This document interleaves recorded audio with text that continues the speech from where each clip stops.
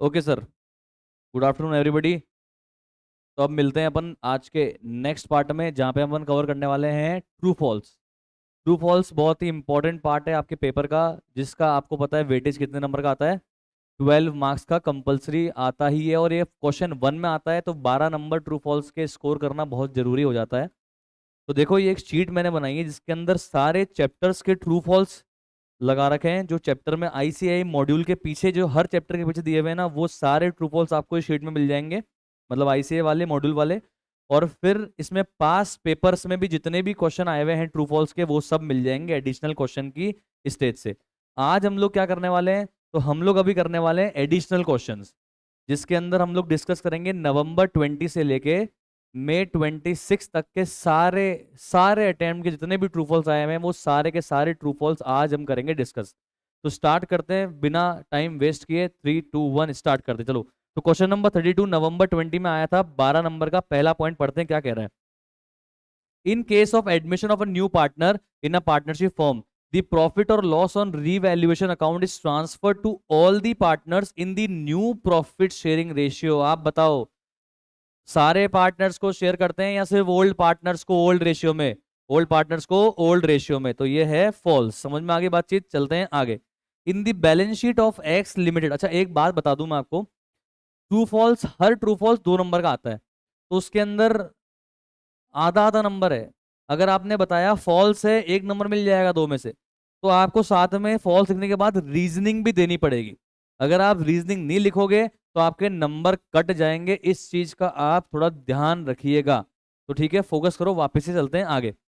In the balance sheet of X limited, preliminary expenses amounting to 5 lakh and security premium accounts of 35 lakh. Preliminary expense तो है 5 लाख का, security premium के अंदर आपके पास 35 लाख रुपए रखे हुए हैं। अकाउंटेंट ने क्या करा, सिक्योरिटी प्रीमियम अकाउंट का यूज करा to write off the preliminary expense. तो उसने क्या सही करा या गलत करा? कर सकता है या नहीं कर सकता है? कर सकता है। कौन सा सेक्शन परमिट करता है? Section number 52 of companies act 2013 कहता है कि security premium can be utilise to write off the preliminary expense of the company. तो अकाउंटेंट ने अगर ये किया है तो उसने सही किया है। बोलो क्लियर? तो ये है ट्रू। चलते हैं आगे। Third, insurance claim received on account of plant and machinery. सुनना ध्यान से। Insurance claim received on account of plant and machinery completely damaged by fire is a capital receipt. बताओ, असेट को बेच के पैसा मिलता है, क्या होता है? Capital receipt.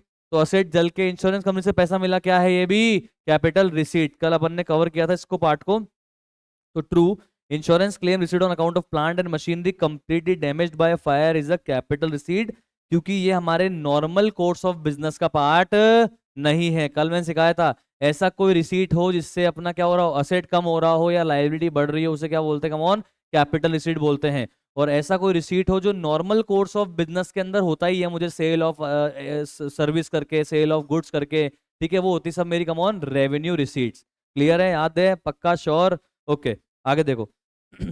Purchase of furniture and fixtures of 2500 has been debited to general expense. अरे भाई, फर्नीचर फिक्सचर परचेज किया तो किसमें डेबिट होना चाहिए था? फर्नीचर फिक्सचर में। इन्होंने डेबिट इसमें कर दिया, जनरल एक्सपेंस में। क्या ये एरर ऑफ ओमिशन है? एरर ऑफ ओमिशन है ये? अरे बोलो, तो कौन सी एरर है ये? एरर ऑफ ओमिशन अगर नहीं है तो कौन सी एरर है, बोलो। सर, इसका मतलब है कि आपको अकाउंट्स के प्रिंसिपल नहीं आते, आपको यही नहीं पता कि अगर अगर हम असेट परचेस करें तो असेट को डेबिट करना है, आपने एक्सपेंस को डेबिट कर दिया, इसका मतलब ये एरर ऑफ प्रिंसिपल है। तो देखो आंसर फॉल्स, ये एरर ऑफ ओमिशन नहीं है, क्योंकि when a transaction in recorded in the contravention of accounting principle, उन एरर्स को क्या बोलते हैं हम लोग? Error of principle. Purchase of office furniture is capital expenditure, इसको इसलिए असेट में डेबिट करना चाहिए था, इन्होंने जनरल एक्सपेंस में डेबिट किया है, इसका मतलब ये एरर ऑफ प्रिंसिपल है, एरर ऑफ ओमिशन नहीं है। हाँ, मैं इसको रिकॉर्ड ही नहीं करता तो क्या हो जाती? एरर ऑफ ओमिशन हो जाती। चले अभी आगे, क्लियर समझ में आ रहा है? आगे देखो, ये 5th पॉइंट बेटा अब आपके कोर्स में नहीं है, ये कंसाइनमेंट चैप्टर का ट्रू फॉल्स है, जो आपके कोर्स से डिलीट कर दिया गया था, तो ये अपन अभी नहीं पढ़ रहे। आगे, ये बहुत बढ़िया पॉइंट है, मैंने आपको इसको गौर भी करवाया था, ध्यान से देखना, ध्यान से। A company proposes to discontinue its business from December 2020। ध्यान से देखना, इन्होंने बोला कि हम तो दिसंबर के बाद में हमारा धंधा बंद कर देंगे भैया, और हम डिसाइड कर रहे हैं कि हम अगले 3 महीने के अंदर अंदर हमारे प्लांट को बेच देंगे। प्लांट को मतलब पूरी फैक्ट्री में जो भी सामान है उसको पूरा बेचने वाले हैं हम। ओके, तो 31 दिसंबर 2020 को उन्होंने बैलेंस शीट बनाई। अच्छा, 31 दिसंबर 2020 के दिन को क्या पता है क्या कि हम अब धंधे को बेचने वाले हैं? हेलो, 31 दिसंबर 2020 ने फैसला कर लिया इन्होंने कि अब धंधे को बेचने वाले हैं अगले 3 महीने में? हाँ, फैसला कर लिया इन्होंने। क्या 31 दिसंबर को ये मान के इनको बैलेंस शीट बनानी चाहिए क्या कि हमारा गोइंग कंसर्न है, या नॉन गोइंग कंसर्न बेसिस पे बनानी चाहिए? नॉन गोइंग कंसर्न बेसिस पे बनानी चाहिए, पढ़ा था ना कल। तो इन्होंने क्या किया, इन्होंने बोला कि हम तो हमारे प्लांट के असेट्स को हिस्टोरिकल कॉस्ट पे दिखाएंगे। सही गलत? गलत। असेट्स को किस पे दिखाना चाहिए था? रियलाइजेबल वैल्यू पे। तो ये हो गया यहाँ पे false. If the fundamental accounting assumption of going concern is not followed, then the assets and liabilities should be stated at realizable value and not the historical cost। ये मैंने थ्योरी पार्ट में कवर करवाते time पे भी बहुत जोर डाला था इस पॉइंट पे कि मैंने कहा था ट्रू फॉल्स आएगा आएगा आएगा। हो सकता है आपके अटेम्प्ट में सेम क्वेश्चन आपको देखने को मिले, क्योंकि ये 2020 का अपन क्वेश्चन पढ़ रहे हैं। चलते हैं आगे, क्वेश्चन नंबर 33। री इशू ऑफ, ये कब आया हुआ है? जैन 21 में 12 मार्क्स का। Reissue of forfeited share is allotment of share but not sale of share. ए भाई साहब, पढ़ा था अपन ने। ये अलॉटमेंट ऑफ शेयर है, सेल ऑफ शेयर है? ये क्या बोल रहा है? ये अलॉटमेंट है, सेल नहीं है। तो ये सही बोल रहा है गलत बोल रहा है? गलत बोल रहा है, false. The issue of forfeited share is not allotment of share but only a sale of share because such share has already been allotted earlier. आगे देखो, सब्सिडी मिली गवर्नमेंट से, अगर असेट लाने के लिए मिले ना तो कैपिटल रिसीट, पर रोजमर्रा के खर्चों के लिए मिले ना तो रेवेन्यू रिसीट। पढ़ाया था मैंने। तो सब्सिडी मिली गवर्नमेंट से वर्किंग कैपिटल, वर्क मतलब रोज के छोटे मोटे खर्चों के लिए, तो क्या ये रेवेन्यू रिसीट है या कैपिटल रिसीट है? रेवेन्यू रिसीट है। इन्होंने भी क्या बोला? रेवेन्यू है। क्या है आंसर? ट्रू। तो ट्रू में क्या लिखोगे रीजनिंग कि ट्रू लिख दो, और फिर जो लिखी हुई है हाँ कि भाई सब्सिडी गवर्नमेंट से अगर मिलती है वर्किंग कैपिटल के लिए तो वो रेवेन्यू होती है, क्योंकि इससे कोई मेरे असेट्स का या इससे कोई मेरी कोई कमाने की क्षमता नहीं बढ़ रही है। बोलो क्लियर? आगे देखो, sale book is kept to record both cash and credit sale. सही कह रहा है गलत कह रहा है? गलत कह रहा है। सेल्स बुक में क्या आती है? सिर्फ और सिर्फ क्रेडिट सेल्स आती है। तो बस लिख देना कि भाई फॉल्स है, और सेल्स बुक तो हम सिर्फ और सिर्फ क्रेडिट सेल बना रिकॉर्ड करने के लिए बनाते हैं। कैश सेल तो कहाँ रिकॉर्ड होती है? कम ऑन, कैश बुक में रिकॉर्ड कर दी जाती है। आगे देखो, ये डी और ई पॉइंट आपके कोर्स में नहीं है बेटा। पहले एक अकाउंट करंट चैप्टर आता था और एक आता था अपने कंसाइनमेंट अकाउंटिंग, वो दोनों चैप्टर आपसे कोर्स में नहीं है। 5th पॉइंट पढ़ो, देखो आपको आएगा, मेरी गारंटी है। मैंने सिखाया था आपको मैंने, एक बार याद दिलाता हूँ। कंपनी के लिए जो भी इंडेस और एस बनते हैं वो कौन बनाता है? कंपनी मतलब कॉर्पोरेट एंटिटीज के लिए जो भी इंडेस एस बनते हैं वो कौन बनाता है? Central government.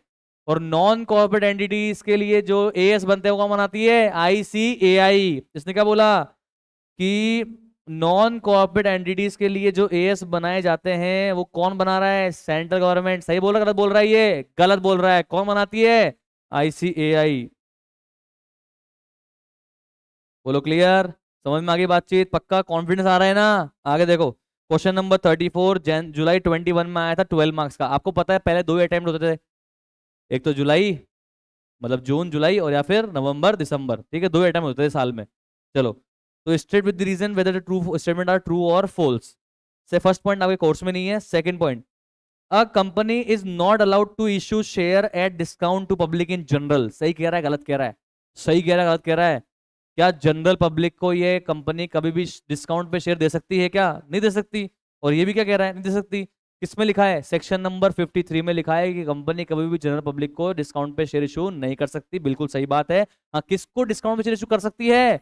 अपने डायरेक्टर और एम्प्लॉयज को एज स्वेट इक्विटी शेयर्स। तो बिल्कुल सही बात है ये, true. According to section 53 of companies act, a company can not issue share at discount except in case of issue of sweat equity share. चलते हैं आगे।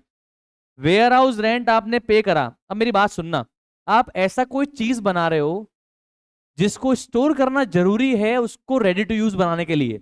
जैसे मैंने आपको एग्जांपल दिया था बासमती चावल, उसको जितना आप स्टोर करोगे उतनी उसकी गुणवत्ता बढ़ती है। या मान लो लिकर, जितनी पुरानी होगी उतनी महंगी बिकेगी। ठीक है, तो उनको तो स्टोर करना पड़ेगा अगर उसको बेचने योग्य बनानी है तो।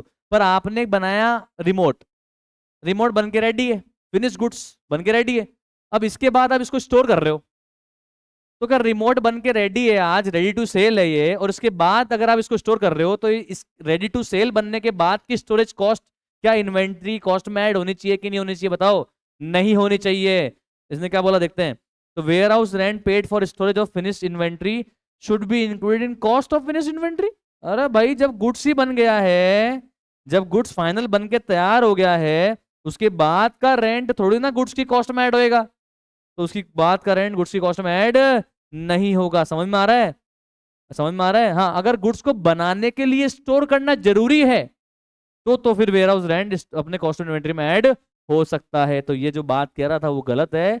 Where housing rent related to fix cost को हम एक्सपेंस मानेंगे, उसको हम कभी भी इन्वेंट्री कॉस्ट में ऐड नहीं करेंगे unless storage is incurred for getting the inventory ready for cell. अगर ऐसा कोई स्टोरेज कॉस्ट में लगाता जो गुड्स को रेडी फॉर सेल बनाने के लिए करना पड़ता तो मैं स्टोरेज कॉस्ट को इन्वेंट्री कॉस्ट में ऐड कर देता, पर इस केस में स्टोरेज कॉस्ट इन्वेंट्री कॉस्ट में ऐड नहीं होगा। आई होप आपको समझ में आ गया होगा। जैसे देखा ना लिखा हुआ इन्होंने, जैसे वाइन बनाते हैं तो वाइन के अंदर तो स्टोरेज करना पड़ता है, तो वाइन को अगर स्टोर कर रखा है आपने to make it ready for sale तो वाइन के केस में स्टोरेज कॉस्ट को आप कॉस्ट ऑफ इन्वेंट्री का पार्ट बनाओगे। ठीक है, चलो आगे। ये तो फालतू बात है। A person holding preference share can not hold equity share, किसने बोला? एक पर्सन के बाद इक्विटी शेयर भी हो सकता है और प्रेफरेंस शेयर भी हो सकता है, तो ये बात जो कह रहा है वो गलत कह रहा है, it is false. Preference share holder can both hold both equity share and preference share of the company, any person can hold both kind of share. समझ में आ रही है बातचीत? पक्का श्योर? आगे देखो। जैसे ही पार्टनर की डेथ हुई उस दिन पार्टनरशिप का बिजनेस खत्म। पार्टनरशिप एंड बोलता समझ में आती, पार्टनरशिप फर्म एंड होती है यार, गलत बात है। रिश्ता खत्म हो गया, पहले 3 पार्टनर थे ए बी सी, सी खत्म, सी की डेथ हो गई, तो ए और बी का जो सी का रिश्ता पुराना था वो तो अब नहीं रहा क्योंकि सी नहीं रहा, तो पार्टनरशिप खत्म हो गई, पर बिजनेस थोड़ा खत्म हो जाता है। जो जिंदा पार्टनर है वो तो आगे धंधा कर सकते हैं ना भाई। तो ये कह रहा है बिजनेस खत्म हो गया। सही कह रहा है गलत कह रहा है? गलत कह रहा है यार। सर्वाइविंग पार्टनर तो काम करेंगे ना, कंटिन्यूइंग पार्टनर तो काम करेंगे ना आगे, जिंदा पार्टनर तो काम करेंगे ना आगे, तो ये फॉल्स कह रहा है। सर्वाइविंग पार्टनर में continue to carry on the business in case of partnership. आगे, cash book is a subsidiary book as well as principal book, बिल्कुल सही। कैश बुक एक तरह से जर्नल भी होती है और लेजर भी होती है। कैश बुक बनाने के बाद वापस से कैश अकाउंट बनाना नहीं पड़ता है, तो बिल्कुल सही कह रहा है कि कैश ट्रांजेक्शन हम कैश बुक में रिकॉर्ड करते हैं, इसलिए कैश बुक सब्सिडरी बुक भी है। और कैश बुक अपने आप में एक तरह से कैश और बैंक का अकाउंट के तौर पे भी हमको सर्व करता है, इसलिए कैश एक तरह से प्रिंसिपल बुक का काम भी कर रही है। आई होप ये चीज समझ में आ गई होगी। ये था जुलाई 21, 12 मार्क्स समझ में आए? क्लियर? आगे चलना। क्वेश्चन नंबर 35 अपनी बुक के हिसाब से दिसंबर 21 में आया था, 12 मार्क्स का, ध्यान से देखते रहना। जिसको भी ये शीट चाहिए वैसे मैंने अपने इसमें डाल दी है व्हाट्सएप पे, बाकी मैं टेलीग्राम के ग्रुप पे भी डाल दूंगा। ठीक है। State with reason whether the following statement are true और false. Any amount spend to minimise, सुनना ध्यान से, अच्छा पॉइंट है, अच्छा पॉइंट है, ये कल डिस्कस नहीं हुआ था। Any amount spend to minimise the working expenses revenue expenditure, सुनना ध्यान से। मैंने क्या किया भाई, मैंने ऐसा खर्चा किया जिसकी वजह से अब मेरा वर्किंग कैपिटल का खर्चा कम हो गया। मतलब मैंने स्कूटी में इंजन का काम कराया।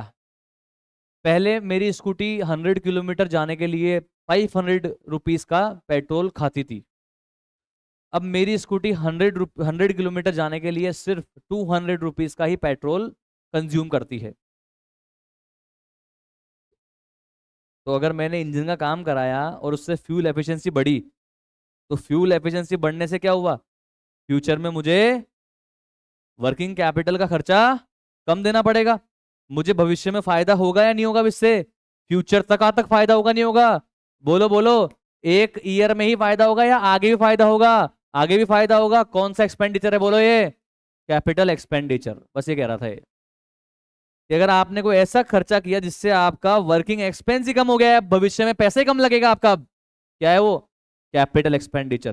पहले मैं रेंट देता था, मैंने मेरी खुद की बिल्डिंग बना ली, रेंट नहीं लगता मेरा, तो जो बिल्डिंग बनाने का खर्चा है क्या है? Capital expenditure. अरे है कि नहीं है? तो सर ये रेवेन्यू नहीं है, कैपिटल है। क्या बोला देखो कि it may be reasonably presumed that the money spent for reducing revenue expenditure would have generated long term benefit, इससे मुझे आगे तक फायदा होगा, इसलिए ये कैपिटल एक्सपेंडिचर है। आगे बढ़ते ध्यान रखना, ये बहुत अच्छा पॉइंट है। एक्सपेंस करा मैंने मैंने पुरानी बिल्डिंग ली और उसको सही करवाया, मैंने यूजेबल बनाया, रेडी टू यूज बनाया, तो मैंने रिपेयर खर्चा करवाया, repair for the first time on purchase of an old building. अब आप मुझे बताओ, पुरानी बिल्डिंग को रिपेयर करवाना पड़ रहा है पहली बार ताकि वो मेरे यूजेबल बने भाई, तो आप मुझे बताओ क्या ये खर्चा कैपिटल एक्सपेंडिचर या रेवेन्यू है? बताओ। कैपिटल रेवेन्यू है, कैपिटल है। इन्होंने क्या बोला है? कैपिटल है, तो ये सही कह रहे हैं गलत कह रहे हैं? बिल्कुल सही कह रहे हैं। Repair for the first time of an old building are incurred to put the building in usable condition. इसका कॉस्ट का फायदा फ्यूचर तक मिलेगा। It will give us benefit for long term, endurable benefit मिलेगा, इसलिए क्या है? कम ऑन, कैपिटल एक्सपेंडिचर है। सिखाया था ना मैं तुम्हारे को, अगर मैंने कोई बिल्डिंग ली और पहली बार व्हाइट वॉश करवाया, क्या बोलते हैं? पहली बार पेंट को क्या बोलते हैं? व्हाइट वॉश करवाया। तो व्हाइट वॉश इसलिए करवाया ताकि मैं भाई बिल्डिंग को यूज कर पाऊं, तो व्हाइट वॉश का कॉस्ट भी क्या होगा? कैपिटल एक्सपेंडिचर और बिल्डिंग की कॉस्ट में ऐड हो जाएगी। समझ में आई बातचीत? कल पढ़ा था अपन ने। आगे देखो, the provision for bad debts is debited to sundry debtor account है। Provision for bad debts is debited to sundry debtor account, क्या कहना चाह रहा है ये? क्या होता है? प्रोविजन फॉर बैड डेट्स को आप सन्ड्री डेटर में डेबिट करते हो क्या? किस में डेबिट करते हो? प्रोविजन कहां से बनाते हो? पेंडल से। क्या एंट्री होती है? P and L account debit to provision. फिर प्रोविजन का इस्तेमाल किस में करते हो? बैड डेट्स को चार्ज करने में। क्या एंट्री होती है? Provision account debit to bad debts. कहीं पे डेटर आता है या नहीं आता? डेटर कहीं नहीं आता भाई साहब। तो पहली बात तो ये है कि प्रोविजन बनाते टाइम हम पेंडल डेबिट करते हैं, ना कि सन्ड्री डेटर डेबिट करते हैं। तो provision for bad debts debited to P and L, ना कि सन्ड्री डेटर। तो provision for bad debts is debited to P and L, मतलब P and L to provision for bad debts, इसको पता क्या बोलते हैं? कि provision for bad debts is debited to P and L. और बैलेंस शीट में इसको कहां दिखाते हैं हम लोग? या तो लायबिलिटी में या फिर बैलेंस शीट में डेटर में से लेस करके दिखाते हैं, पर बनाते डेटर में से नहीं है, बनाते तो पेंडल में से है। समझ में आई बातचीत? No clear? अच्छा, अगर आपको लगा स्टार करते जाना, स्टार मार्क करते जाना, करते जाओ करते जाओ। बुक है ना भाई, क्या कर रहे हो क्या कर रहे हो? दिसंबर 21 टिक विक कर लो भाई साहब।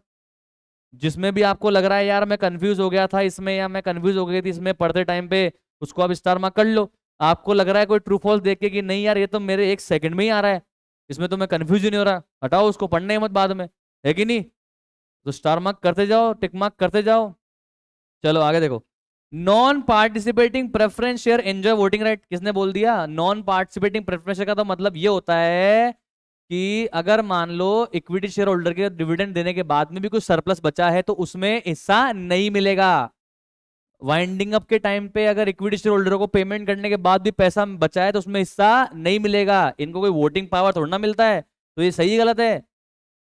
गलत है। Non participating preference share holder का मतलब होता है कि इनको सरप्लस प्रॉफिट में हिस्सा नहीं मिलेगा। वाइंडिंग अप के टाइम पे पैसा बच जाएगा, उसमें हिस्सा नहीं मिलेगा। नॉन पार्टिसिपेटिंग प्रेफरेंस शेयर कोई इनको कोई वोटिंग पावर नहीं मिलता है। समझो बात को। आगे चलो, discount column of cash book is never balance. सही कह रहा है गलत कह रहा है? क्यों? क्योंकि डिस्काउंट कैश बुक के डेबिट साइड पे तो आता है डिस्काउंट अलाउड, क्रेडिट साइड पे आता है डिस्काउंट रिसीव्ड। हम डिस्काउंट अलाउड को अलग से बेचते हैं मिडल में और डिस्काउंट रिसीव्ड को अलग से बेचते हैं मिडल में। दोनों को अलग अलग दिखाते हैं, नेट ऑफ करके नहीं दिखाते, इसलिए कभी भी इसको बैलेंस नहीं करते। समझ में आ रहा है? ओके, तो ये जो कह रहा है बिल्कुल सही कह रहा है, ये ट्रू है। कभी भी हम इसको बैलेंस नहीं करते हैं। Discount column is total and transfer to discount allowed and to discount received account.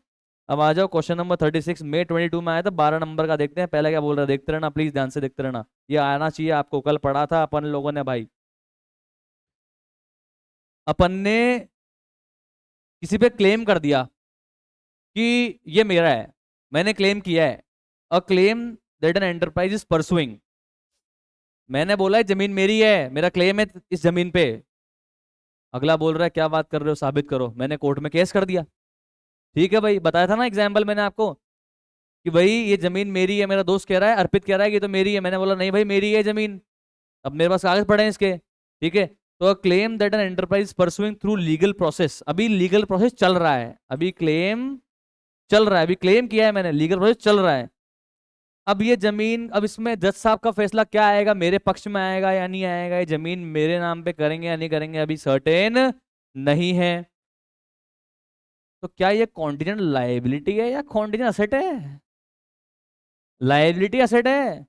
मैंने क्लेम किया है, जब तक मैं केस नहीं जीत जाऊंगा तब तक वो मेरे लिए क्या है, कॉन्टिजेंट असेट है। इन्होंने क्या बोले, क्या है? अरे फालतू बात कर रहे हैं, कल तो पढ़ा था।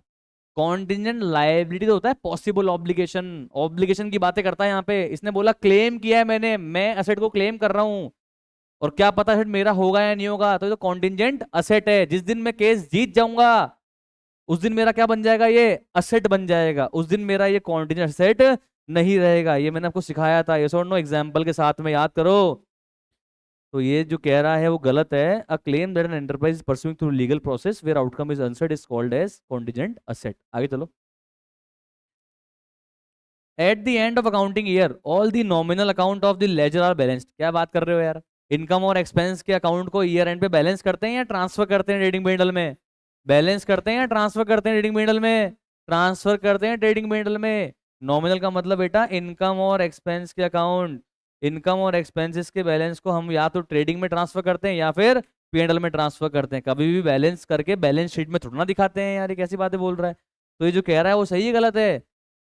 सही गलत है? गलत है। तो लिखेंगे false. At the end of accounting year all the nominal account of the ledger book are total and transfer to trading और पी एंड एल अकाउंट। आगे बढ़ो, 4 पॉइंट पढ़ो और खुद का जवाब सोचो। Any amount spend for replacement of worn out part of machine is capital expenditure. सोच के बताना, कल पढ़ाया था। कोई आइटम है जो घिसता रहता है मशीन में, मैंने आपको पेन की निब का एग्जांपल दिया था ना यार। मशीन का वोन आउट पार्ट, घिसा हुआ पार्ट, जो घिसता ही है वो तो क्या हो गया, वो तो घिसेगा ही, मुझे बार बार रिप्लेस करना पड़ेगा। तो इससे क्या कोई मेरे पेन की लाइफ बढ़ गई क्या? इससे क्या कोई मेरी प्रोडक्शन कैपेसिटी बढ़ गई क्या? नहीं, ये तो हिस्सा है। तो बताओ आप, ये कैपिटल एक्सपेंडिचर है या रेवेन्यू एक्सपेंडिचर है? ये तो रेवेन्यू एक्सपेंडिचर है ना यार, समझाया था मैंने आपको।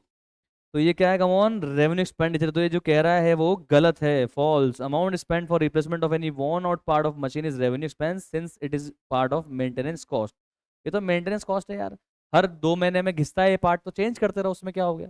कोई मेजर पार्ट मैंने मान लो रिप्लेस कर दिया, इंजन बदल दिया जेट का, तो एक अलग बात है। छोटे मोटे घिस जो छोटे मोटे पार्ट यूज होंगे घिसेंगे। भाई अगर एयरक्राफ्ट के अंदर सीट के ऊपर कस्टमर बैठेगा, पैसेंजर बैठेगा, तो वो घिसेगी, उसमें क्या हो गया, वो सीट कवर नया चेंज हो गया, तो उससे कोई क्या, कोई मशीन की लाइफ थोड़ी ना बढ़ जाती है कोई, है कि नहीं? चलो आगे। आप बताना आपको आएगा अब ये, आप बताना आपको आएगा ये, और कॉन्फिडेंटली बोलोगे, देखना अब इसका answer. Debenture suspense account balance sheet के अंदर लायबिलिटी साइड में दिखाते हैं क्या? Debenture suspense account balance sheet में, लायबिलिटी साइड में, लॉन्ग टर्म बोरिंग में डिबेंचर में से लेस करके दिखाते हैं, या असेट साइड में अदर नॉन करंट असेट में दिखाते हैं? असेट साइड में अदर नॉन करंट असेट में दिखाते हैं, यस और नो? तो ये कह रहा है वो सही है गलत है? गलत है, फॉल्स है। असेट साइड में दिखाते हैं अंडर नॉन करंट असेट। समझ में आ रहा है, यस और नो? तो बोलो क्लियर, पक्का श्योर? आगे देखो। अगर एरर डिटेक्ट हुई ट्रायल बैलेंस बनाने के बाद, तो सुनो, आगे नहीं पढ़ रहा मैं, तो आपको रिवाइज करा रहा हूँ। ट्रायल बैलेंस बना दिया मैंने, वन साइडेड एरर की वजह से क्या पैदा हो गया होगा, सस्पेंस। तो ट्रायल बैलेंस बनाने के बाद वन साइडेड एरर को रेक्टिफाई करने के लिए किसका यूज करेंगे, सस्पेंस का। पर टू साइडेड एरर को रेक्टिफाई करने के लिए सस्पेंस का यूज नहीं करेंगे, सिंपल। तो क्या ट्रायल बैलेंस बनाने के बाद सारी गलतियों को रेक्टिफाई करने के सस्पेंस यूज करते हैं क्या, या सिर्फ वन साइडेड एरर के लिए? वन साइडेड एरर को रेक्टिफाई करने के लिए सस्पेंस यूज होता है। सस्पेंस जिसकी वजह से पैदा हुआ है उसकी वजह से ही मरता है। सस्पेंस वन साइडेड एरर की वजह से ट्रायल बैलेंस में पैदा हुआ था, तो वन साइडेड एरर को रेक्टिफाई करने के टाइम पे सस्पेंस ही यूज होगा। टू साइड एरर के रेक्टिफाई करने के सस्पेंस यूज नहीं होगा, यस और नो? तो ये क्या कह रहा पढ़ते हैं। ये कह रहा है ट्रायल बैलेंस बनाने के बाद जितनी भी गलतियां रेक्टिफाई करेंगे वो सब सस्पेंस अकाउंट से करेंगे, हैं? गलत बात भाई। Only one sided error are rectified using suspense account. Two sided error को रेक्टिफाई करने में सस्पेंस अकाउंट यूज ही नहीं होगा। तो जो कह रहा है वो सही है गलत है? सही कह रहा है गलत कह रहा है? ये गलत कह रहा है, फॉल्स है, ये देखो लिखा हुआ है। क्लियर? पक्का श्योर? आ जाओ क्वेश्चन नंबर 37 में अपनी शीट के नवंबर 22 12 मार्क्स पढ़ देंगे अगर है। Financial statement are not prepared on the assumption that an enterprise is going concern and will continue its operation for foreseeable future. बताओ बताओ, अपन इस अजम्पशन पे बनाते हैं या नहीं बनाते हैं? अपन गोइंग कंसर्न अजम्पशन पे बनाते हैं कि एंटरप्राइज फोर्सफुल फ्यूचर तक काम करेगा। तो जो कह रहा है वो बिल्कुल सरासर गलत है। पीरियडिक इन्वेंटरी सिस्टम अभी पढ़ा है आज। Periodic inventory system is the method of ascertaining inventory by taking an actual physical count. हाँ, पीरियडिक में अपन एक्चुअल फिजिकल इन्वेंटरी काउंट करते हैं। सही गलत? बिल्कुल सही, ट्रू। आगे बढ़ो। क्रेडिटर पे डिस्काउंट मिलेगा उसका भी आज रिजर्व बना दो। फ्यूचर में मिलने वाले फायदे रिकॉर्ड कर दो या नहीं करते हैं? किसकी वजह से नहीं करते हैं? प्रूडेंस या कंजर्वेटिज्म? मैंने कहा ना तुम्हें, कंजर्वेटिव रहो। फ्यूचर में होने वाले लॉसेस के लिए तो प्रोविजन बनाओ, पर फ्यूचर में होने वाले फायदे को रिकॉर्ड मत करो। तो देखते हैं क्या कह रहा है। तो provision for discount on debtor आजकल नहीं बनाते हैं in keeping with the principle of conservatism. सही कह रहा है गलत कह रहा है? सही गलत है? सही है, सही है, ट्रू है, बिल्कुल सही कह रहा है।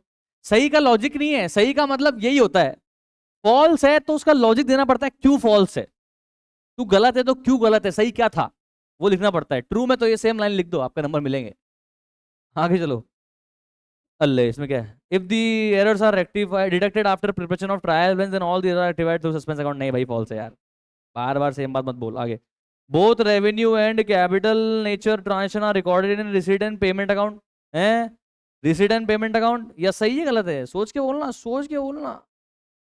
रिसीट एंड पेमेंट अकाउंट के अंदर कैपिटल और रेवेन्यू के ट्रांजेक्शन रिकॉर्ड होते हैं क्या?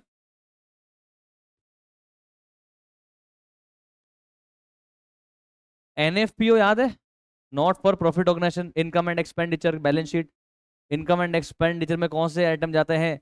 Revenue item. बाकी कैपिटल आइटम का दिखते हैं बैलेंस शीट में। पर ये इनकम एंड एक्सपेंडिचर की बात कर रहा है, बैलेंस शीट की बात कर रहा है, रिसीट एंड पेमेंट की बात कर रहा है। Receipt and payment, receipt and payment का मतलब क्या होता है? Cash book. कैश बुक भाई, असेट बेच के कैश मिले तो भी कैश बुक में आएगा, और गुड्स बेच के कैश मिले तो भी कैश बुक में आएगा। तो कैश बुक के अंदर तो रेवेन्यू रिसीट हो चाहे कैपिटल रिसीट दोनों ही आएगी ना। यस और नो? कैश बुक में रेवेन्यू रिसीट हो चाहे कैपिटल रिसीट दोनों आएगी या नहीं आएगी? आएगी। रिसीट एंड पेमेंट अकाउंट होता है cash book. Cash book, yes और नो? तो सही है ये, सही है, बिल्कुल सही है। आगे देखो, ये अब तुम आएगा, तुम आएगा कॉन्फिडेंटली आएगा, मेरी गारंटी। तुम ऐसे आंसर दोगे फटाफट। A fix charge generally cover all asset of the company including future one. Fix charge specific asset पे चार्ज कवर करता है या सभी असेट्स पे? सिर्फ स्पेसिफिक फिक्स असेट पे। तो ये जो कह रहा है वो सही कह रहा है गलत कह रहा है? गलत कह रहा है, it is wrong. Fix charge तो स्पेसिफिक फिक्स असेट पे चार्ज रखता है। फ्लोटिंग चार्ज जनरली सारे असेट्स पे चार्ज कवर करता है इंक्लूडिंग फ्यूचर वन। समझ में आया? कोई डाउट तो नहीं है? चलें आगे। ओके सर, ये था नवंबर 22। अब आ जाओ जून 23। फटाफट से कम ऑन चेक करिएगा। June 23 12 marks. State with the reason whether the following statement are true और false. First point, as per the concept of conservatism accountant should provide all possible losses but not anticipate income। सही कह रहा है गलत कह रहा है? सही कह रहा है, बिल्कुल सही कह रहा है, very good. expense in connection with the obtaining a license for running the cinema hall are revenue expenditure। बिना लाइसेंस के तुम सिनेमा हॉल चला ही नहीं पाओगे। बताओ कैपिटल या रेवेन्यू? कैपिटल। तो ये जो कह रहा है वो गलत था। Cinema hall could not be started without licence. Expenditure incurred to obtain the licence is pre operative expense. Pre operative मतलब सिनेमा हॉल को चलाने के पहले ही खर्चे हैं ये, तो ये तो कैपिटलाइज होने चाहिए। Such expense are amortise over a period of time, क्योंकि इंटेंजिबल एसेट है ना, इसको अमोर्टाइज करते हैं, ये कह रहा है। अंडर और over casting of subsidiary book in example of error of commission. बताओ। अंडर कास्टिंग मतलब कम टोटलिंग करिए या ज्यादा टोटलिंग करिए, तो ये एरर ऑफ कमीशन है, एरर ऑफ प्रिंसिपल है, एरर ऑफ ओमिशन है, या कंपनसेटिंग एरर है? एरर ऑफ कमीशन ही है, टोटलिंग की गलतियां एरर ऑफ कमीशन ही होती है। ट्रू, बिल्कुल सही है कि ये जो अंडर कास्टिंग ओवर कास्टिंग है ये एरर ऑफ कमीशन ही है। फिफ्थ पॉइंट, फोर पॉइंट तो है नहीं, फिफ्थ पढ़ते हैं, फिफ्थ पढ़ते हैं। परपेचुअल डिबेंचर आर पेबल, अरे वाह। इररिडीमेबल डिबेंचर क्या बोलते हैं? Perpetual debenture. परपेचुअल डिबेंचर कभी भी पे नहीं होंगे या लिक्विडेशन के टाइम पे होते हैं? लिक्विडेशन के टाइम पे होते हैं, तो ये कह रहा है कि लिक्विडेशन के टाइम पे तो पे होंगे। तो सही कह रहा है गलत कह रहा है? सही कह रहा है, बिल्कुल सही कह रहा है, वेरी गुड। समझ में आया? पढ़ा था ना थ्योरी में।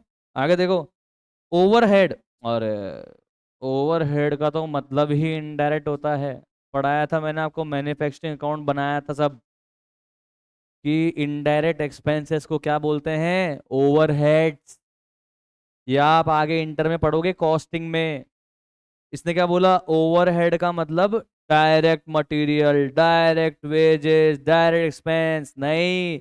Direct material, direct wages, direct expense को क्या बोलते हैं? Prime cost. क्या बोलते हैं? प्राइम कॉस्ट, ना कि ओवरहेड। ओवरहेड का तो मतलब ही क्या होता है? Indirect expenses, indirect material, indirect wages, indirect expenses. Clear? तो ये जो कह रहा है वो गलत कह रहा है। ओवरहेड का मतलब होता है इनडायरेक्ट मटेरियल, इनडायरेक्ट वेजेस और इनडायरेक्ट एक्सपेंसेस। समझ में आया? क्लियर? क्लियर? आगे चलो, फटाफट से आ जाओ। दिसंबर 23, 12 marks. The financial statement must disclose all the relevant and reliable information as per full disclosure principle। बिल्कुल सही कह रहे हो आप कि सारी रिलायबल रिलेवेंट इंफॉर्मेशन डिस्क्लोज करनी चाहिए। The gain from sale of capital asset is added to revenue to ascertain the net profit of the business। हाँ, नेट प्रॉफिट निकालने के लिए तो हम रेवेन्यू फ्रॉम ऑपरेशन भी लेते हैं और अदर इनकम भी लेते हैं। अरे डायरेक्ट इनकम भी लेते हैं और इनडायरेक्ट इनकम भी लेते हैं। यस और नो? अरे यस और नो? देखो ना यार, आप हो सकता है भूल गए होंगे, इधर चेक करो। इनकम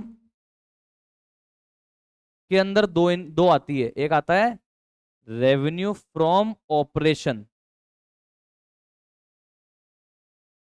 और एक आती है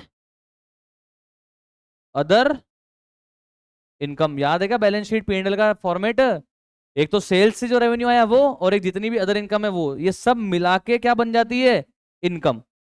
और नेट प्रॉफिट निकालने के लिए आप सिर्फ सेल्स लेते हो क्या, या अदर इनकम भी लेते हो? अदर इनकम भी लेते हैं। अदर इनकम को अपन रेवेन्यू फ्रॉम ऑपरेशन में ऐड करते हैं, तभी जाके टोटल इनकम आएगी। टोटल इनकम में से टोटल एक्सपेंस लेस करते हैं, तभी तो क्या क्या क्या नेट प्रॉफिट या नेट लॉस आएगा। तो पढ़ते क्या कह रहा है कि gain from sale of capital asset को क्या आप रेवेन्यू में आपको ऐड करना पड़ता है क्या ये, ताकि नेट प्रॉफिट आए? हाँ, ऐड तो करना पड़ेगा। रेवेन्यू फ्रॉम ऑपरेशन में इस इनकम को भी ऐड करना पड़ता है। हालांकि ये रेवेन्यू फ्रॉम ऑपरेशन नहीं है, gain from sale of capital asset revenue from operation नहीं है, ये अदर इनकम है। क्या है कमॉन? ये अदर इनकम है। अदर इनकम को मेरी टोटल रेवेन्यू फ्रॉम ऑपरेशन में ऐड करना पड़ता है, सारे एक्सपेंसेस लेस करने पड़ते हैं, जब यह क्या आता है? नेट प्रॉफिट आता है। तो ये बात जो कह रहा है वो सही है गलत है? सही है। बोलो क्लियर? इसने ये जो इसने ट्रू सही लिखा है, पर इसने एक्सप्रेशन गलत दिया है बेवकूफ ने।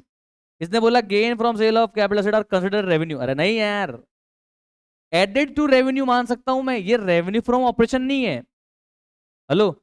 फिर क्या बोलता है? But this revenue is not ordinary course of business. तो तू ऐसे लिख क्यों रहा है? तू ऐसे बोलता ना कि हाँ यार, gain from sale of capital asset are considered as other income, और अदर इनकम को रेवेन्यू फ्रॉम ऑपरेशन में ऐड करना पड़ता है जिससे टोटल इनकम आ जाए, और टोटल इनकम में से टोटल एक्सपेंस माइनस करने के बाद क्या आता है? नेट प्रॉफिट या नेट लॉस आता है। समझ में आया? अरे बोलो क्लियर? मैं इसके एक्सप्लेनेशन से बहुत ज्यादा सहमत नहीं हूं, चलते हैं आगे। पर आंसर ट्रू है। डेप्रीसिएशन नॉन कैश एक्सपेंस है क्या? हाँ। पर क्या नॉन ऑपरेटिंग है क्या? अरे क्या है? धंधा चलाएंगे डेबिशन नहीं आएगा? ये क्या फाइनेंसिंग एक्सपेंस है? तो उसके देखो तीन होते थे, ऑपरेटिंग, फाइनेंसिंग और इन्वेस्टिंग। डेप्रिसिएशन इन्वेस्टिंग एक्सपेंस है, डेप्रिसिएशन फाइनेंसिंग एक्सपेंस है। ये क्या ब्याज का खर्चा है या ऑपरेटिंग है? ऑपरेटिंग है, पर नॉन कैश है, इसलिए अपन ऑपरेटिंग कैश फ्लो निकालते टाइम पे डेप्रिसिएशन को ऐड करते थे, क्योंकि ये नॉन कैश था भले ही ऑपरेटिंग, पर था ये नॉन कैश। धंधा करने के लिए मशीन चलेगी भाई, माल बनने के लिए मशीन चलेगा, फर्नीचर यूज होगी, बिल्डिंग यूज होगा, ऑपरेशनल खर्चा है अपना ये, पर ये नॉन कैश है, ये बात सहमत हूं मैं आपकी, पर ये नॉन ऑपरेटिंग नहीं है, ऐसा मत बोलो। It is non cash but operating expenses. अगर आपको लगता है मैंने इसमें गलती करी, टिक मार लेना। तो डेप्रिसिएशन इसने क्या बोला, इसने बोला नॉन कैश है और साथ में नॉन ऑपरेटिंग है। नहीं नहीं नहीं नहीं, नॉन कैश है, आपकी बात मानते हैं, पर नॉन ऑपरेटिंग नहीं है ये, नॉन ऑपरेटिंग नहीं है ये ऑपरेटिंग है। और ये बात आपकी सही है कि चाहे प्रॉफिट हो चाहे नहीं हो, आपको इसको प्रोवाइड करना है। नहीं, इसने क्या बोला, which is to provide for, नहीं नहीं नहीं, ये बात भी गलत है इसकी तो। ये बोला कि जब प्रॉफिट होगा तभी आप डेप्रिसिएशन को प्रोवाइड करना। अरे किसने बोला, डेप्रिसिएशन तो आपके चाहे प्रॉफिट हो चाहे लॉस हो, आपको पेंडल में चार्ज करना पड़ेगा। समझ में आ रही बातचीत? तो उसमें दो बात गलत है। एक तो ये कह रहा है प्रॉफिट होगा तो डेप्रिसिएशन चार्ज करना, गलत, और एक कह रहा है नॉन ऑपरेटिंग एक्सपेंस, ये भी गलत। तो depreciation is non cash but operating expense. ये देखो,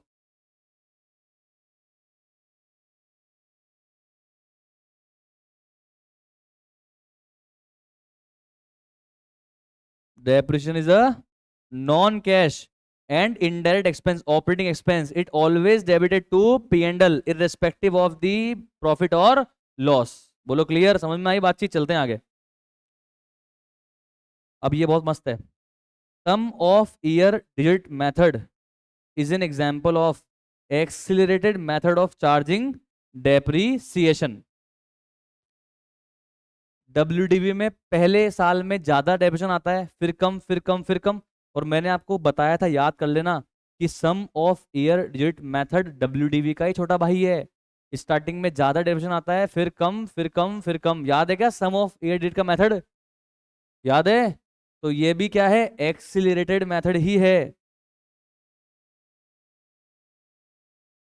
क्या कह रहा है, higher depreciation is in earlier year और lower depreciation in further years. इसको बोलते हैं accelerated method of charging depreciation. Okay clear, चलो आगे। इनॉग्रेशन एक्सपेंस, अरे ये तो बता दो, पढ़ते बता दो। इनॉग्रेशन एक्सपेंस क्या असेट की कॉस्ट में ऐड होगा या नहीं होगा? ऐड होगा या नहीं होगा? नहीं होगा। देखते क्या करा इन्होंने, इन्होंने बोला हमने नई यूनिट खोली थी 10 लाख रुपए की, उस पर अपन ने इनॉग्रेशन एक्सपेंस करा, तो इनॉग्रेशन एक्सपेंस अपन ने उस यूनिट की कॉस्ट में ऐड कर दिया। सही कि गलत किया? इन्होंने इसको कैपिटल एक्सपेंडिचर मान लिया। सही कि गलत किया? गलत किया। इसको इनको क्या करना चाहिए था, असेट की कॉस्ट में ऐड ना करके पेंडल में डालना चाहिए था। इसको इनको कैपिटल एक्सपेंडिचर ना मान के रेवेन्यू एक्सपेंडिचर मानना चाहिए था। तो इन्होंने जो किया है वो बिल्कुल गलत किया है। चलो अब आप बताओ सही गलत।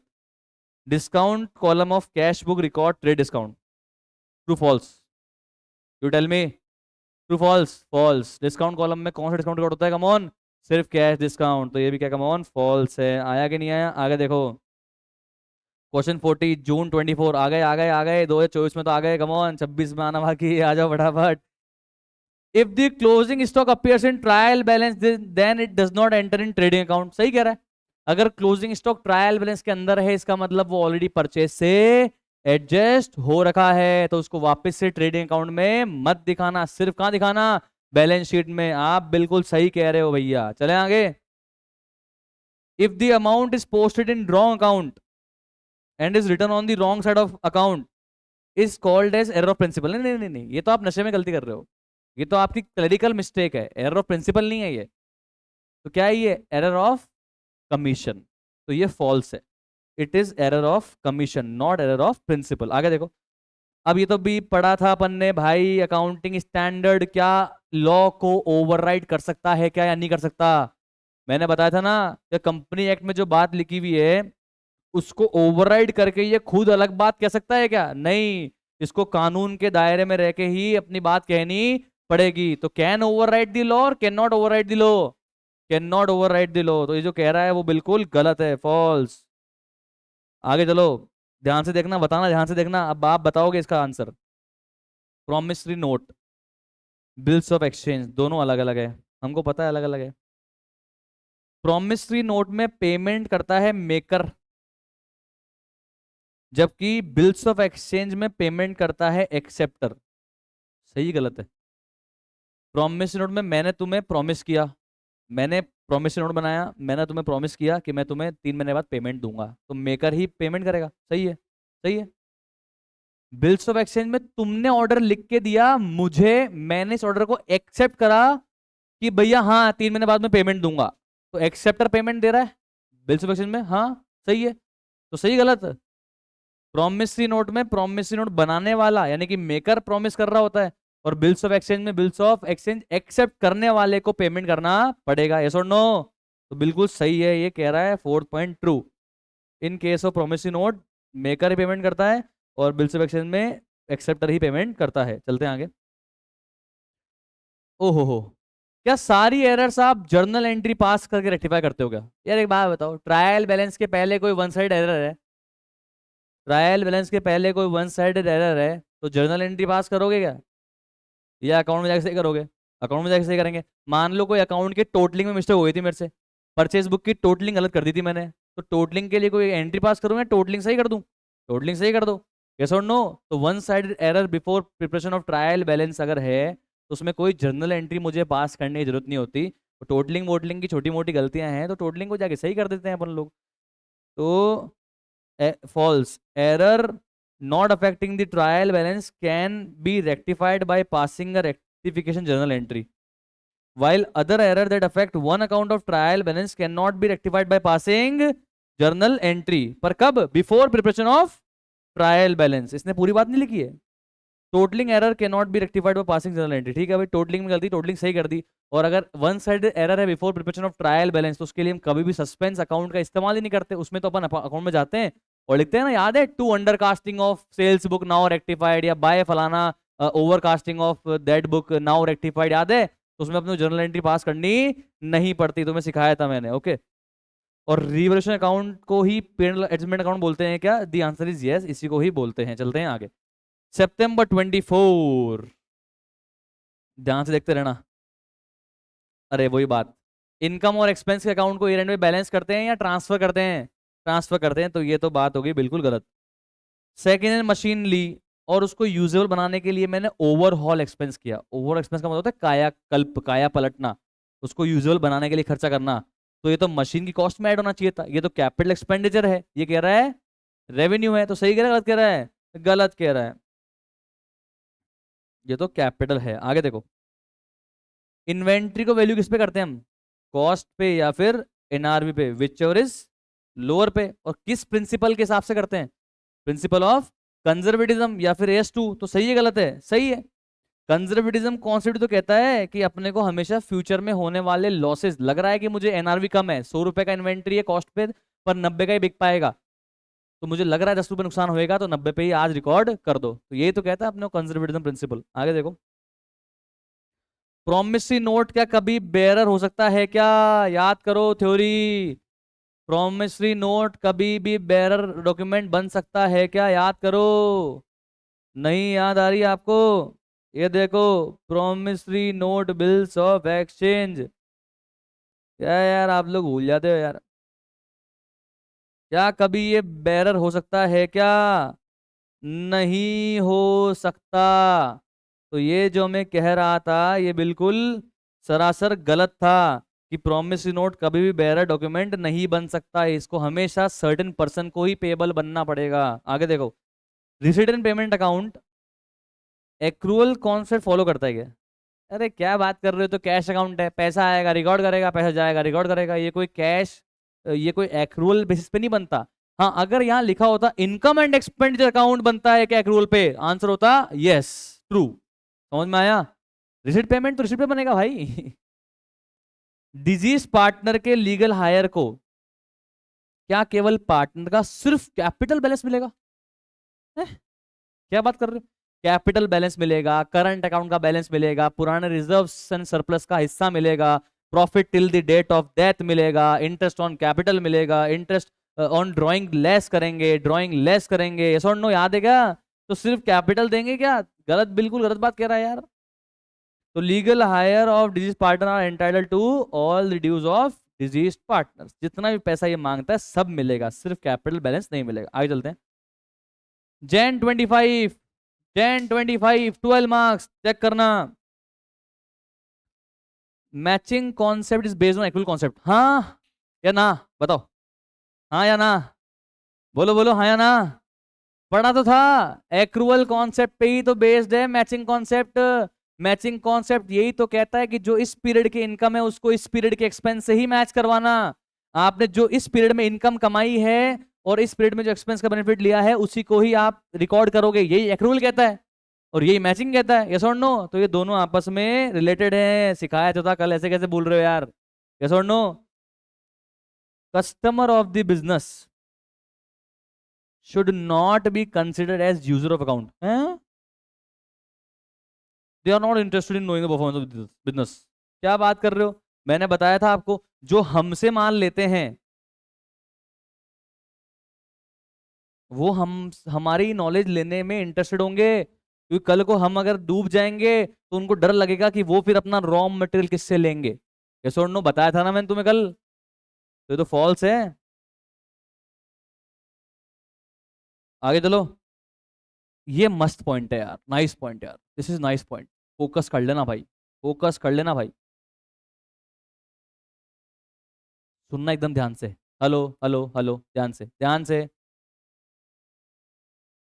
ये डे 1 डे 2 डे 3, मैं 3 दिन माल लेकर आया।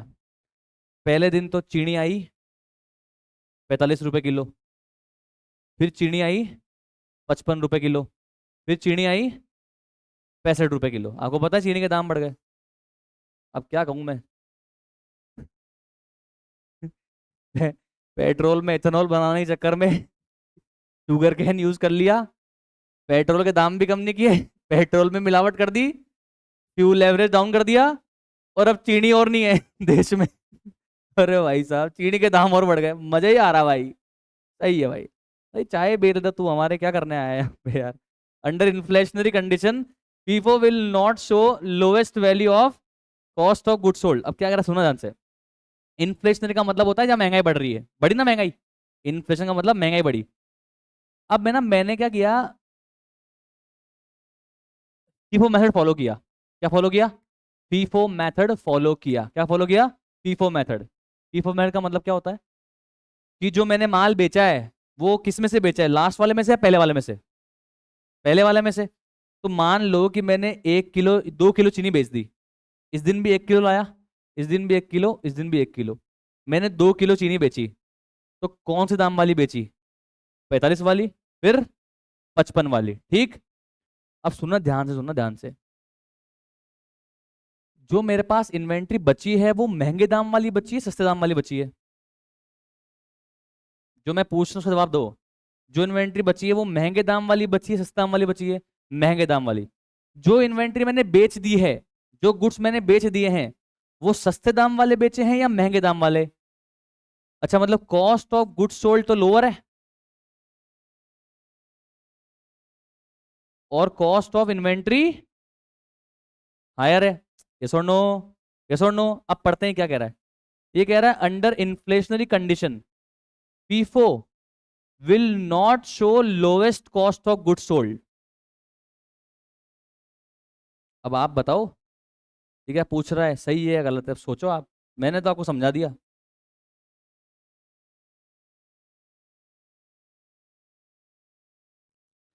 विल नॉट शो लोएस्ट मतलब विल शो हाईएस्ट।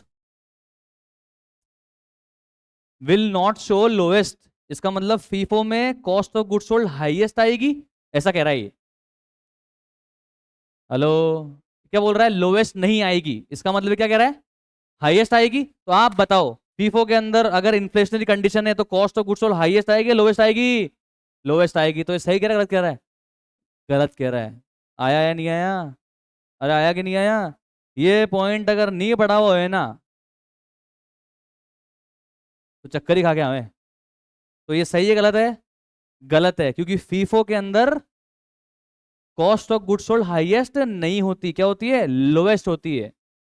और ये उल्टा बोल रहा है, ये उल्टा बोल रहा है। ठीक है, ये बोल रहा है हाईएस्ट होती है, हम बोल रहे हैं नहीं लोएस्ट होती है। तो इसमें मत जाना, इसने उल्टा उल्टा लिखा है। नॉट लोएस्ट का मतलब ये क्या कह रहा है? Cost of goods sold highest होती है जबकि कॉस्ट ऑफ गुड्स सोल्ड कम होती है। तो आंसर क्या है इसका? फॉल्स। अच्छा, ऐसा किस में होता? किस में होता? लीफो में। किस में होता है ये? लीफो में। समझ में आ रहा है या नहीं आ रहा? चले आगे। Okay. For redemption of preference share proceeds from fresh issue of equity shares. सही है, नए इक्विटी शेयर इशू कर रहे हो उसकी प्रोसीड यूज कर लो, पर नए डिबेंचर की प्रोसीड्स का यूज नहीं कर सकते भैया प्रेफरेंस शेयर के रिडम्पशन में। तो ये सही है या गलत है? गलत है ये बात। तो redemption of preference share can be done out of proceed from fresh issue of shares और by capitalisation of undistributed profit, यानी कि सीआरआर। यस और नो, याद है क्या? But the proceeds from issue debenture can not be utilised for the purpose of redemption of preference share. आगे देखो, book keeping और अकाउंटिंग ये सिनोनिम्स नहीं है। क्या ये इंटरचेंजेबल टर्म्स है क्या? ये बोल रहा नहीं है, ये दोनों अलग अलग है। सही कह रहा है, गलत कह रहा है? सही कह रहा है भाई, बहुत फर्क है दोनों के अंदर। बुक कीपिंग अकाउंटिंग अलग अलग है। बुक कीपिंग तो रिकॉर्डिंग फेज, जबकि अकाउंटिंग समराइजिंग फेज में काम करता है। चलते हैं आगे। लेजर को क्या प्रिंसिपल बुक ऑफ अकाउंट बोलते हैं क्या? अरे हाँ बोलते हैं यार, थैंक यू। ऐसे ऐसे क्वेश्चन अपने आ जाए यार, है ना। लेजर प्रिंसिपल अकाउंट बोलते हैं, अरे हाँ भाई बोलते हैं। कैश बुक सब्सिडरी बुक्स भी है और प्रिंसिपल बुक भी क्या? हाँ बिल्कुल है। ऐसे ऐसे क्वेश्चन पूछना रहा इसे हमारे अटेम्प्ट में। चलो question 43 May 25 12 marks. May 25 12 marks, check करना। ट्रेड डिस्काउंट, डिस्काउंट कॉलम में रिकॉर्ड होता है क्या? अरे वही वही बात यार, होता है क्या ट्रेड डिस्काउंट रिकॉर्ड कहीं पे? कहीं होता ही नहीं है ट्रेड डिस्काउंट तो रिकॉर्ड। कौन सा डिस्काउंट रिकॉर्ड होता है? Cash discount. तो ये बिल्कुल गलत है। मनी मेजरमेंट कॉन्सेप्ट का मतलब है कि ट्रांजेक्शन को आपको रिकॉर्ड करना पड़ेगा एक यूनिफॉर्म मॉनिटरी यूनिट में। ऑब्वियसली अपन रुपीज में रिकॉर्ड कर रहे हैं। किसमें रिकॉर्ड कर रहे हैं? कौन? रुपीज में या किलो में या लीटर में? किसमें रिकॉर्ड करते हैं हम लोग? रुपीज में। समझ में आ रहा है क्या? यूनिफॉर्म मॉनिटरी यूनिट्स में रिकॉर्ड करते हैं, बिल्कुल सही। आगे चलो। If a society has separate trading activity, profit and loss from trading account shall be transfer to income and expenditure account at the time of consolidation. सही कह रहा है, देखना पढ़ाया था मैंने तुम्हारे को, याद करना। मान लो कि अपन कोई क्लब चलाते हैं और अपन साथ में ना स्पोर्ट्स इक्विपमेंट भी सेल करते हैं, या मान लो अपन मेडिकल सोसाइटी चलाते हैं और अपन मेडिसिन बेचते भी हैं। याद है क्या अपन ने बनाया था stock of medicine account? Stock of medicine account याद है? भूल गए? बेचते हैं ना अपन, मेडिसिन वगैरह बेचते हैं। अच्छा एक कॉलेज का एग्जांपल याद है, जहां पे अपने पास में ना एक वो स्पोर्ट्स का अपन अपने पास में एक जगह थी जहां पे अपन जैसे टीचिंग की एक्टिविटी के लिए को सामान दे रहे थे। वो बड़ा सारा क्वेश्चन था, क्वेश्चन नंबर 12 13, बड़ा सारा क्वेश्चन। तो अपन कॉलेज के स्टोर से भी सामान बेचते हैं, और सामान बेच के जो भी हमारा गेन होता है वो फिर इनकम एंड एक्सपेंडिचर में हम लोग ले जाते हैं। याद है? यस और नो? तो ऐसा कर सकते हैं क्या? हाँ कर सकते हैं। If a society has a separate trading activity और प्रॉफिट और लॉस उसको हो रहा है उसमें उस एक्टिविटी में, तो फिर उस एक्टिविटी का ये जो प्रॉफिट लॉस है उसको इनकम एंड एक्सपेंडिचर अकाउंट में ट्रांसफर कर सकते हैं, कोई टेंशन नहीं है। आगे चलो। पार्टनर्स, ये अच्छा था ये, है ना, इसको आप हाईलाइट कर लेना, अच्छा आया था ये थर्ड वाला अच्छा आया था। Partners in a partnership firm will share the profits of business according to their capital contribution in the absence of agreement. क्या बात कर रहे हो भाई? अगर एग्रीमेंट नहीं है तो फिर किस रेशियो में प्रॉफिट शेयर करेंगे? कम ऑन, इक्वल रेशियो में प्रॉफिट शेयर करेंगे। समझ में आया? यस और नो? क्लियर? आगे देखो। हाँ मतलब फॉल्स है ना ये तो। ये कह रहा है कैपिटल रेशियो में होगा, अपन कह रहे हैं नहीं इक्वल रेशियो में होगा। आगे चलो। एलएलपी में दो पार्टनर होते हैं और दोनों रेसिडेंट होते हैं क्या? या दो में से एक रेसिडेंट होता है? दो में से एक होता है, पढ़ाया था मैंने, गौर भी करवाया था आपका। ओके, तो ये फॉल्स है। बोले दो होना है, ये सही है कि दो डेजिग्नेटेड पार्टनर होने चाहिए, बिल्कुल सही है, और इंडिविजुअल होने चाहिए, वो भी सही है। पर उसमें से सिर्फ एक को ही रेसिडेंट ऑफ इंडिया होना चाहिए, बाकी फॉरेन नेशनल हो सकता है। ठीक है आगे चलो। Non profit organisation registered under section 8 can distribute its surplus among its member. क्या बात कर रहे हो, पढ़ा होगा आपने। यस और नो? तो गलत है, तो बिल्कुल फॉल्स है। एनएफपीओ अपने मेंबर्स में प्रॉफिट्स सरप्लस डिस्ट्रीब्यूट नहीं कर सकती। Surplus must be created to general fund of its charitable purposes, जिसका इस्तेमाल ये कर सकते हैं। समझ में आया? September 25 12 मार्क्स, September 25 12 मार्क्स, देखते रहना ध्यान से। मटीरियलिटी, ये आना चाहिए आपको, आना चाहिए आपको ये। Materiality depend only upon the amount of item. 1 lakh material amount, ऐसा कह रहा है ये। अंबानी के लिए 1 लाख कुछ भी नहीं है, अपने लिए 1 लाख मटेरियल है। तो 1 लाख मटेरियल है, 1 लाख अमाउंट डिसाइड करेगा, या मटेरियल है मटेरियल है, या डिपेंड कर रहा है कि मेरा बिजनेस का साइज कैसा है, मेरा लेवल कैसा है कि नहीं? तो आप ये बताओ, ये तो कह रहा है कि नहीं नहीं नहीं, 1 लाख है मटेरियल है, It does not depend upon the size of business, does not depend upon the nature and level of information, does not depend upon the level of person making decision. तो ये सही कह रहा है गलत कह रहा है बताओ? गलत कह रहा है, इट इज फॉल्स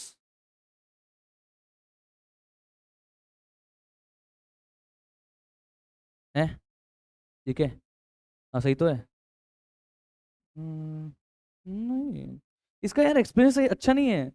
एक्सप्लेनेशन होना चाहिए आपका कि materiality not only depend upon the amount of item, it depend upon the size of business, nature and level of information and level of person making the decision. ठीक है, चलो आगे।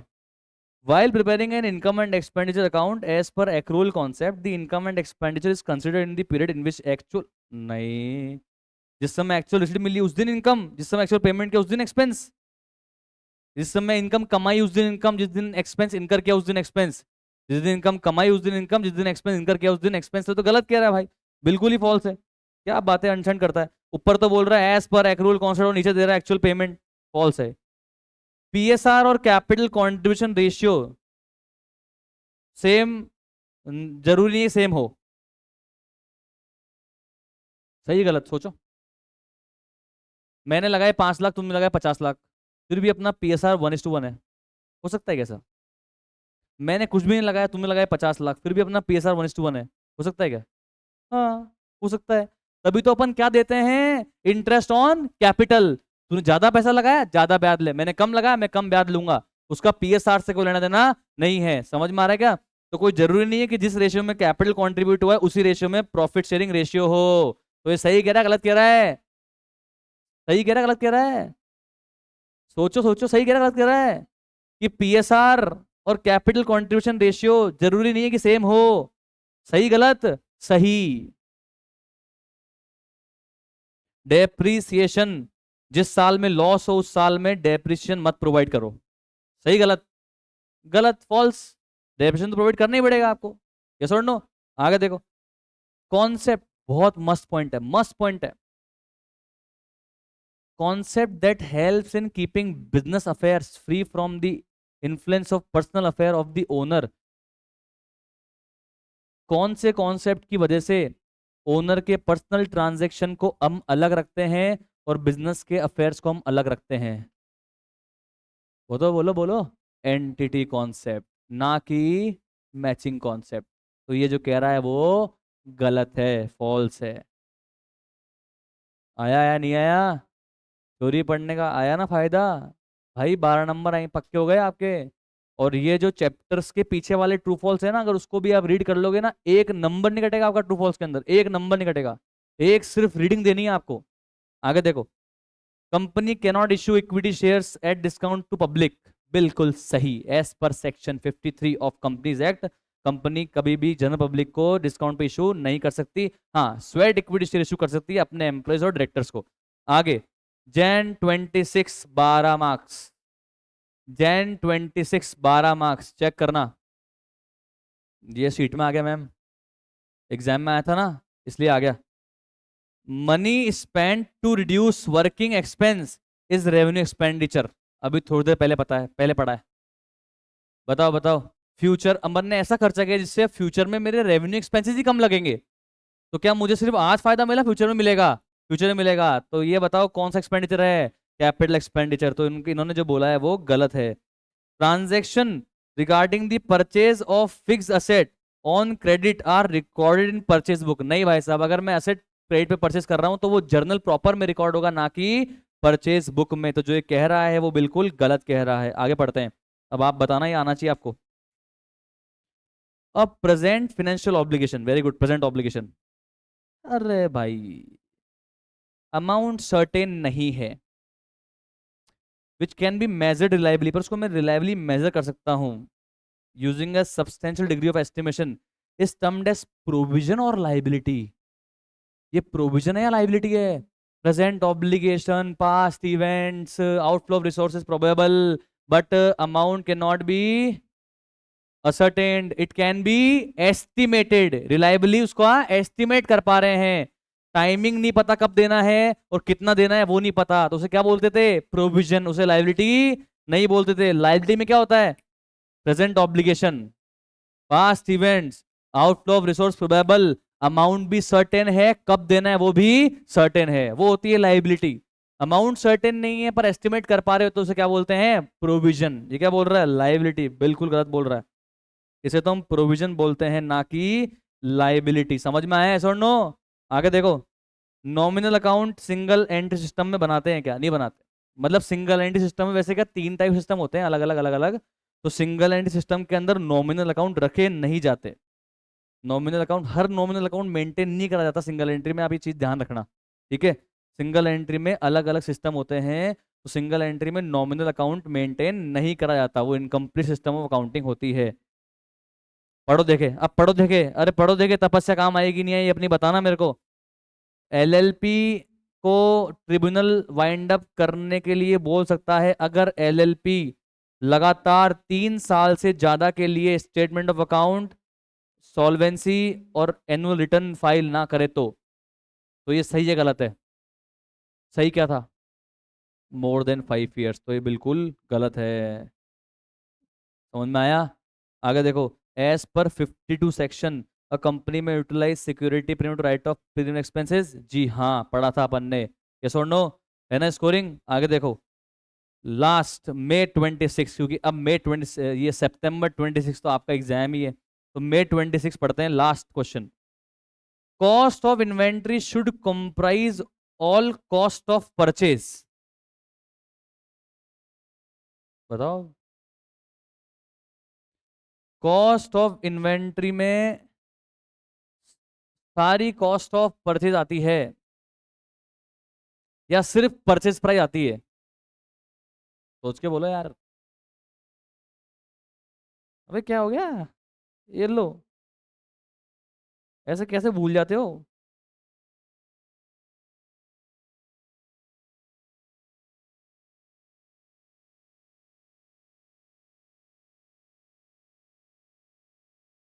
Cost of inventory में cost of purchase आती है सिर्फ, या cost of conversion भी आती है, अदर कॉस्ट भी आती है, या सिर्फ कॉस्ट ऑफ परचेज आती है? देख के बोल दो अब तो, बताओ बताओ।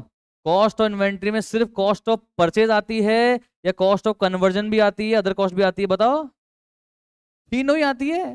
कॉस्ट ऑफ परचेज भी, मतलब परचेज प्राइस भी आती है, कॉस्ट ऑफ परचेज भी आती है, साथ में कन्वर्जन कॉस्ट भी आती है, और साथ में अदर कॉस्ट भी आती है। मैंने बताया था ना, अगर मैं इन्वेंट्री लाके कन्वर्ट कर रहा हूँ उसको, रॉ मटेरियल से फिनिश गुड में बना रहा हूँ, तो कन्वर्जन कॉस्ट भी तो आती है, सिखाया तो था। तो सिर्फ कॉस्ट ऑफ परचेज आती है या कॉस्ट ऑफ कन्वर्जन भी आती है? कॉस्ट ऑफ कन्वर्जन भी आती है, अदर कॉस्ट भी आती है। इसने क्या बोला, इसने बोला सिर्फ क्या आती है, कॉस्ट ऑफ परचेज। तो गलत है भाई, कॉस्ट ऑफ परचेज भी आती है साथ में, कॉस्ट ऑफ कन्वर्जन भी आती है साथ में, अदर कॉस्ट भी आती है। यस और नो, क्लियर? आगे देखो, according to the decision in case of Garner versus Murray. Accounts के बेसिक आ गए। Loss due to insolvency of a partner has to be borne by solvent partner in their profit sharing ratio,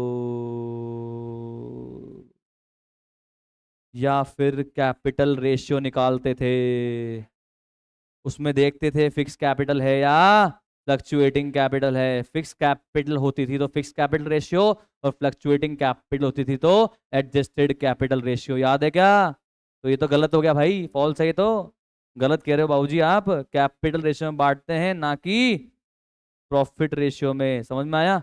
आगे देखो, amount spent on demolition of an old building. ये मस्त है, मस्त है, अच्छा पॉइंट है। मेरे को नई फैक्ट्री बिल्डिंग बनानी है, उसके लिए पुरानी बिल्डिंग तोड़नी पड़ेगी। तो पुरानी बिल्डिंग तोड़ने का जो खर्चा आ रहा है, उसको मैं नई बिल्डिंग की कॉस्ट में ऐड करना चाहिए हूँ, या उसको पुरानी बिल्डिंग को तोड़ने के खर्चे को मैं एक्सपेंस मान के बिल में डाल देना चाहिए? नई बिल्डिंग की कॉस्ट में ऐड करना चाहिए मुझे पुरानी बिल्डिंग को तोड़ने का खर्चा। मैंने पुरानी बिल्डिंग क्यों तोड़ी, नई बिल्डिंग बना रहा हूँ इसलिए। आप मुझे बताओ, टेम्पररी हट क्यों बनाई मैंने, बड़ी बिल्डिंग बना रहा हूँ इसलिए। तो टेम्पररी हट का कंस्ट्रक्शन कॉस्ट किस में ऐड हो रहा था, बिल्डिंग की कॉस्ट में ऐड हो रहा था। टेम्पररी हट की कंस्ट्रक्शन कॉस्ट कैपिटल एक्सपेंडिचर मान रहे थे। तो आप बताओ, पुरानी बिल्डिंग तोड़ने का खर्चा नई बिल्डिंग कॉस्ट में ऐड होगा या नहीं होगा? ऐड होगा। और ये क्या है, कैपिटल एक्सपेंडिचर। इसने क्या बोला, रेवेन्यू एक्सपेंडिचर। क्या है ये, गलत है भाई। समझ में आया कि नहीं आया? अच्छा सुनना, एग्जाम्पल और दे रहा हूं, सुनना प्लीज। एग्जाम में आएगा। ये मेरा मोबाइल है, ऑब्वियसली है। तुमने केस कर दिया कि नहीं ये आपका नहीं है मेरा है। मेरे दोस्त ने केस कर दिया कि नहीं नहीं ये तेरा नहीं भैया, ये तो मेरा है। अब मैं ना उसके केस लड़ने के लिए मैंने लॉयर को हायर किया टू डिफेंड माय मोबाइल जो ऑलरेडी मेरा है।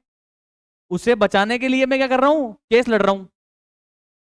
तो अब मेरे मोबाइल को डिफेंड करने के लिए, जो असेट मेरा था उसको डिफेंड करने के लिए मैं जो लीगल चार्जेस लगा रहा हूं, रेवेन्यू एक्सपेंडिचर या कैपिटल एक्सपेंडिचर, सोच के बोलना। कैपिटल एक्सपेंडिचर क्या होता है, जिससे फ्यूचर में अर्निंग बढ़ती है, प्रोडक्शन कैपेसिटी बढ़ती है, यूजफुल लाइफ बढ़ती है, नई कमाई आती है, नई कमाई आती है। और इस अगर ये कुछ नहीं होता तो क्या होता है, वो रेवेन्यू एक्सपेंडिचर होता है। आप मुझे बताओ क्या है ये। ऐसा केस जिससे मैं अपने ही असेट जो मेरे पास था, ऑलरेडी मेरा ही है, उसको बचाने के लिए मैं केस लड़ रहा हूँ। तो वो जो केस लड़ने के लिए जो मेरा खर्चा हो रहा है वो रेवेन्यू एक्सपेंडिचर है या कैपिटल एक्सपेंडिचर है? या कोई नया असेट आ रहा है या जो पुराना है वो ही बरकरार रह रहा है? नया असेट आ रहा है या जो पुराना था वो मेंटेन हो रहा है? पुराना था वो मेंटेन हो रहा है। ये मेंटेनेंस कॉस्ट, इससे कोई नया असेट नहीं आ रहा। समझ लेना बात को।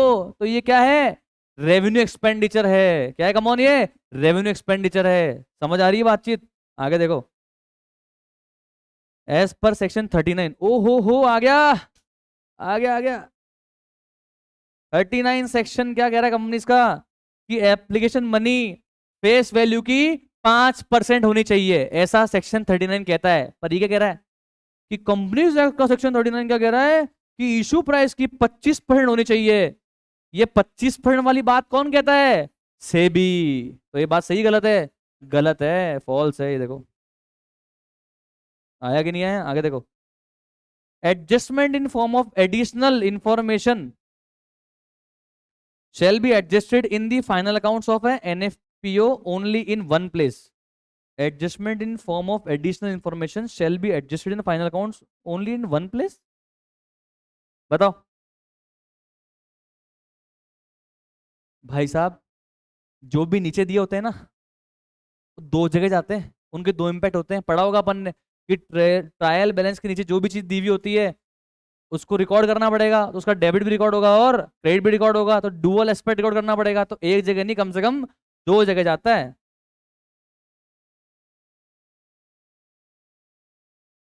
As NFP follow double entry bookkeeping, there will be two effect for each of the transaction. Last पढ़ते हैं। Cash book is subsidiary book as well as principal book. सही गलत?